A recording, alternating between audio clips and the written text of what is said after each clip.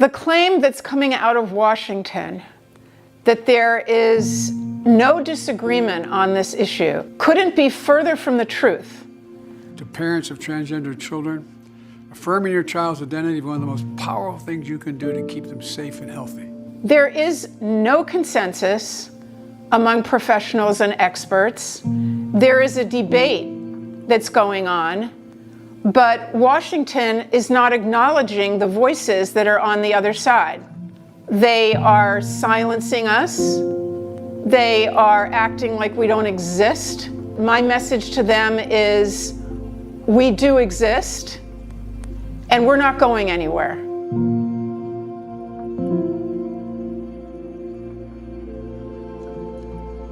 Kids are in the driver's seat. Whatever identity that they have chosen, their parents, their teachers, their doctors, their therapist, is required to accept that. Many of these kids have other issues going on. Okay, they have what's called comorbidities.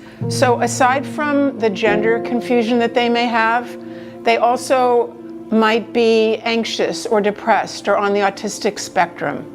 Of great concern is the fact that at many gender clinics and other professionals' offices, even if they're not within a gender clinic, but so-called gender experts may not be sufficiently exploring those things. It's critical to be looking at those other issues that they have and not just to be automatically putting them onto an assembly line, the transgender assembly line, that this is what's going on with you. You need to be socially affirmed. You need to go in the direction of hormones possibly, and then that gets into all the other medicalization. The eligibility for getting gender-affirming surgeries at Boston Children's Hospital is basically the same as it would be for most other hospitals or surgeons in the United States. Many surgical centers require you to be 18. At Boston Children's Hospital, for top surgeries, we'll see people as young as age 15 if they've been affirmed in their gender for a long period of time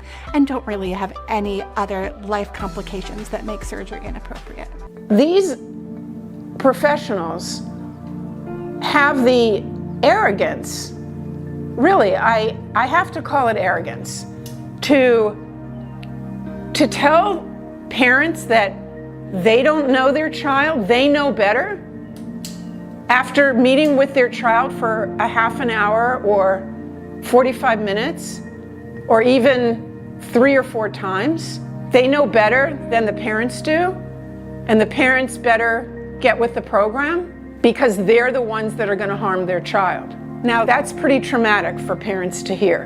And then they go home in shock, and they might talk to a friend or a relative, and sometimes that friend or relative will agree and say, well, I heard, this is what the president says, this is what Dr. Rachel Levine is saying, so you're closed-minded, you gotta be more open-minded. And the parent realizes that they're isolated. They have no support.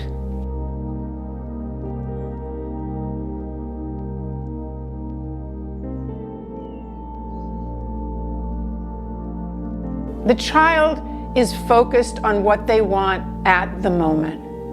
And what they want at that moment so much is to be a guy, to be a girl, because they have the idea that when they go into this new identity, they'll be able to leave their problems behind. Life will be better. In no other field of medicine would we put the child in a position of making medical decisions. And yet that is actually what's happening. Only affirming treatment has the approval of mental health organizations. We know from earlier studies from the kids that develop gender dysphoria when they're 4 years old, 6 years old, before puberty, that an average of 80% when they go through natural puberty, they reach a point of acceptance of their bodies. They don't need the hormones and the surgeries. That's a piece of information that my colleagues are not giving parents and are not giving kids. It's malfeasance. The transgender path is a difficult path, and it's a path of many lifelong appointments with doctors. Once you are on puberty blockers, there's a close to 100% chance, 98% chance, that after those puberty blockers, you will go on to cross-sex hormones. And the cross-sex hormones are going to cause irreversible physical changes, and they're going to make reproduction impossible. They're going to sterilize the child. And we have to recognize this path. People change, and certainly kids change, and certainly adolescence, normal puberty causes massive changes, not only physically, but emotionally and cognitively. Allow that child to go through normal puberty. We want to try and put children on a path in which they will have less doctor's appointments in their lives, not more. There's an unwritten understanding that intelligent, informed, educated people will hold certain views. And one of those views is the trans ideology. People who question, people who challenge are marginalized or worse. People want to keep their jobs. People want their careers. And I'm sad to say that a lot of my colleagues really are lacking in the area of courage. Listen, you have to do what's right.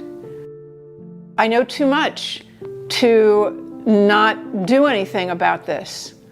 I know what kids are going through. I know that 13-year-old girls are having their breasts removed.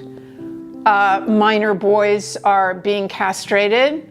We can't accept it, and we can't be complicit in the lie by staying silent.